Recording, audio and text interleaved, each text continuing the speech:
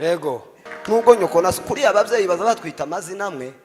kubera situation njewe ijyaga papa sinzi ngo nageza ndira cyane ariko sinkirira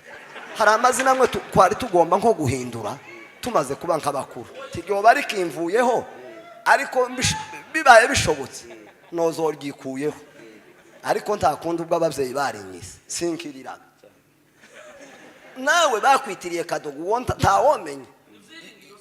aho ntiwumva uko niyenda uba bari baratinze nko kubona nk'abana none ngo cyangwa waravutse uri nk'akana gato cyane bama bakwitirira ngo Kadogo ntukiri Kadogo wabaye Nyarugabo aho ntimwamubona yeme uko none ni Kadogo n'umwana ukiyaho kurukiri nka mutowe Nyarugabo yarubatse